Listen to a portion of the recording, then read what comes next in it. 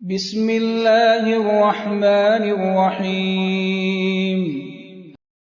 شروع اللہ کے نام سے جو بڑا مہربان نہایت رحم والا ہے۔ حرمت علیکم المیتۃ والدم ولحم الخنزیر وما أهل لغیر اللہ به والمنخنقة والموقوذة والمتردية والنطيحة وما أكل السبع إلا ما ذكيتم وما ذبح على النصب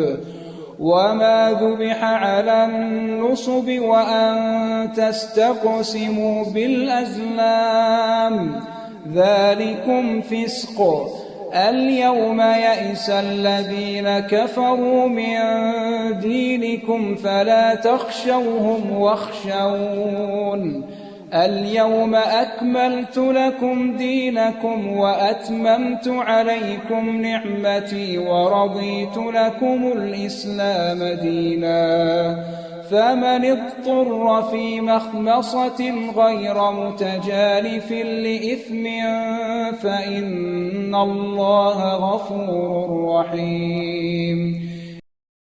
تم پر مرا ہوا جانور اور بہتا لہو اور سور کا گوشت اور جس چیز پر خدا کے سوا کسی اور کا نام پکارا جائے اور جو جانور گلا گھٹ کر مر جائے اور جو چوٹ لگ کر مر جائے اور جو گر کر مر جائے اور جو سینگ لگ کر مر جائے، یہ سب حرام ہے۔ اور وہ جانور بھی جس کو درندے پھاڑ کھائیں مگر جس کو تم مرنے سے پہلے ذبح کر لو، اور وہ جانور بھی جو تھان پر ذبح کیا جائے، اور یہ بھی کہ پانسوں سے قسمت معلوم کرو، یہ سب گناہ کے کام ہیں۔ آج کافر تمہارے دین سے نا امید ہو گئے ہیں تو ان سے مت ڈرو اور مجھے سے ڈرتے رہو۔ اور آج ہم نے تمہارے لیے تمہارا دین کامل کر دیا اور اپنی نعمتیں تم پر پوری کر دی اور تمہارے لیے اسلام کو دین پسند کیا۔ ہاں، جو شخص بھوک میں ناچار ہو جائے بشرطے کہ گناہ کی طرف مائل نہ ہو تو خدا بخشنے والا مہربان ہے۔ ایک مسلمان کے لیے یہ بہت ضروری ہے کہ وہ صرف قرآن کی تلاوت ہی نہ کرے بلکہ یہ بھی سمجھے کہ قرآن پاک کیا پیغام دیتا ہے۔